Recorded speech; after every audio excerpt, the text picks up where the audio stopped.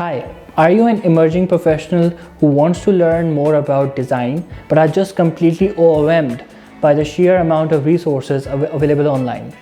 If that sounds like you, then you're exactly at the right space because today I'm going to talk about what design actually is, its core principles, how it is practiced in the industry, how you can best prepare yourself, and what are some of the misleading information that is available online. So without further ado, let's talk more about it. So let's talk about what user experience design actually is. Right? There are a lot of definitions on the internet, but what does this term actually mean? So in practice, in the industry, there are a lot of job titles for the people who practice UX design. They can be referred to as UX designers, they can be referred to as UI UX designers, as product designers, digital product designers, interaction designers, and several others. Now, if now there's no point of talking about the differences between these different job titles, because since they are named differently, there must be something different about them, right? So there are definitions on the internet. You can definitely go out and find out what's the difference between UX designer, what's the difference between UI designer, what's the difference between product designer and an interaction designer, right?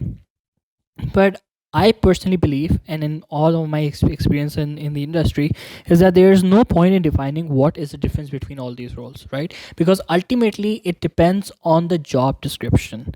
All these job titles are subjective because they are defined by the company. They are like the company who is hiring for this role, they have their own UX vision, they have their own idea about what they expect from this job title.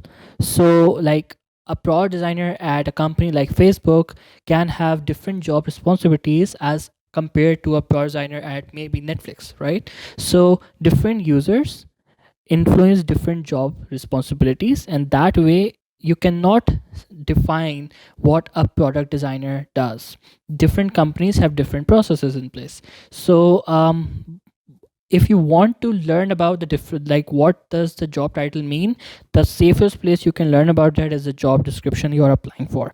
So if you are applying for an interaction designer position at Google, then their job description would list out what do they expect from an interaction designer, right? That's the safest place on the internet you can learn about what job titles mean in respect to that company.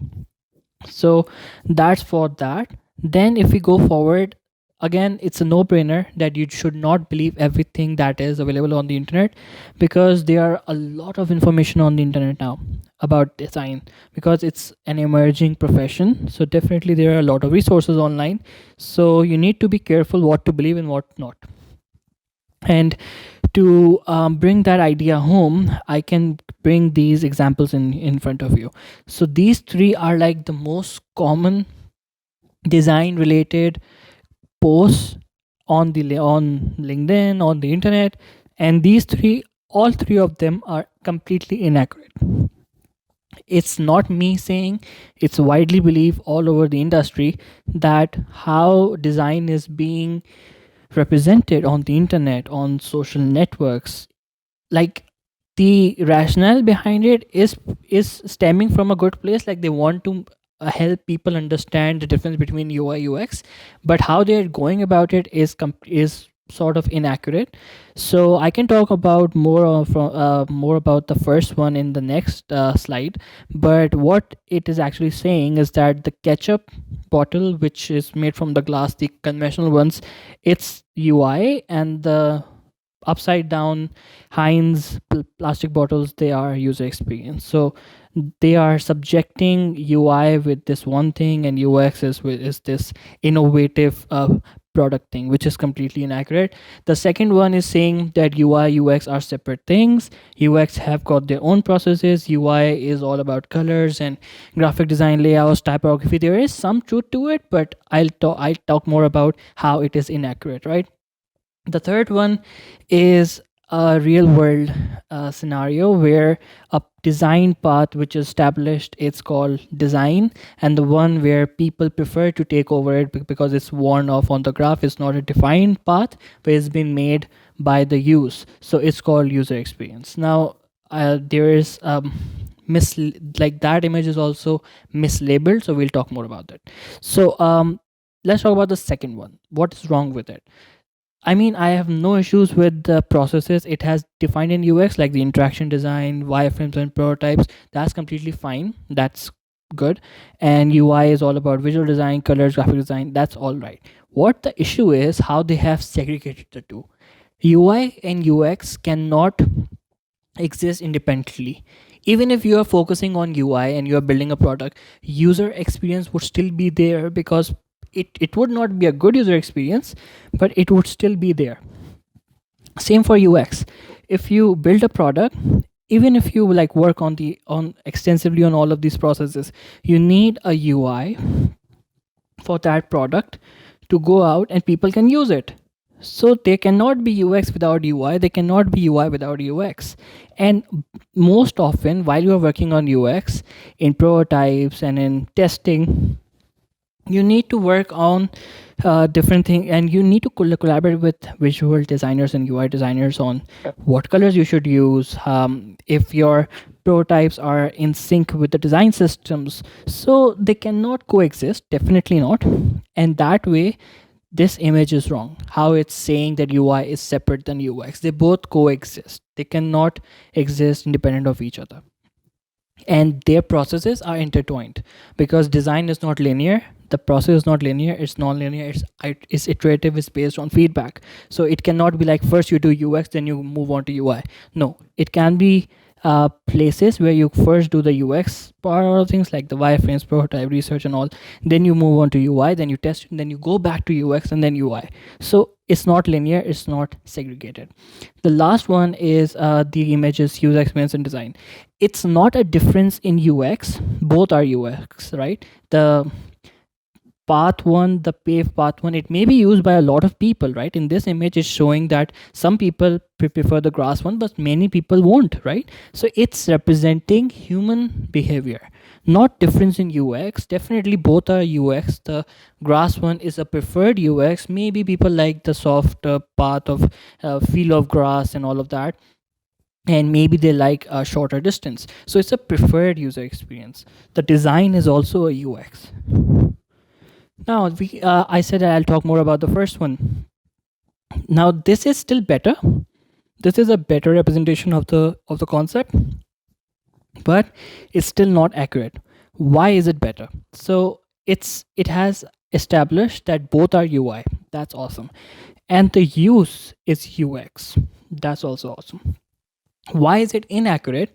Is because the ketchup bottle where the person is saying UX, he looks sad or angry. That's inaccurate, because why are you angry? I mean, sure, that sentiment can be based on only the scenario where they want the ketchup out of the bottle. Maybe that at that position, the UX for the plastic bottle is better, but it's not a bad UX. It's a UX which is not preferred by some people. And also, that's just one scenario. Because if you go out in the real world, glass ketchup bottles are still very, very popular. So if it's such bad UX, why companies are still doing it, right? If it's so common knowledge that everybody of us, all of us know that that's bad UX, why is it still running?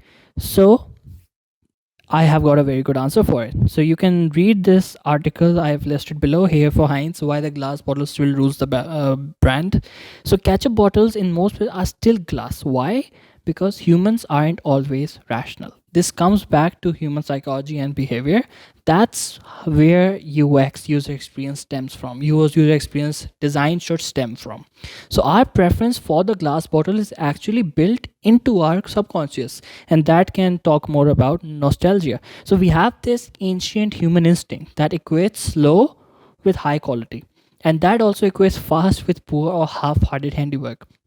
It may not be true, but this is what our instincts tell us based on how things used to be in the past. And not to mention, glass feels premium as opposed to plastic, right? So all of these factors makes glass bottles actually a better UX as compared to plastic UX. So what this entire discussion tells about is UX is subjective based on the use case, right? So you cannot just talk about one scenario, which is getting the ketchup out, I definitely agree that it's more difficult in the glass bottle, but it should not be enough to call it just bad UX. Businesses need to take into account a lot of different things as opposed to just one use case. And in this case, Heinz admits that glass bottle still rules the brand because it gives a very premium look, and it just comes across a very high quality, because there has been a research where people were asked to drink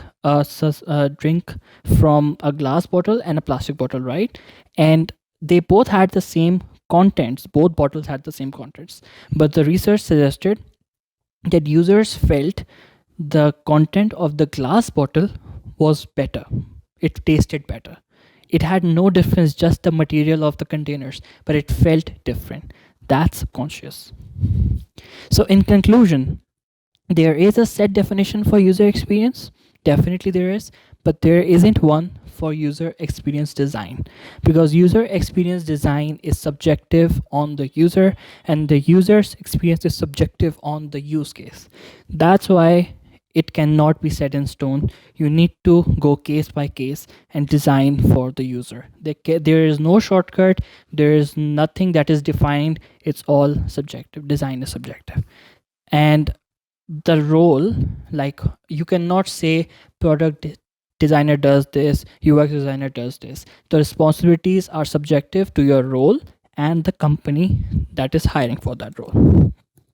So that would be all for this video. Thank you. I hope you learned something. In the upcoming videos, we'll be talking more about design processes. We'll be talking about critical thinking, usability, and much more. So if you are interested in more content and videos like this, subscribe to stay updated and click the bell icon, and follow me on Instagram at shazibkasmi.design.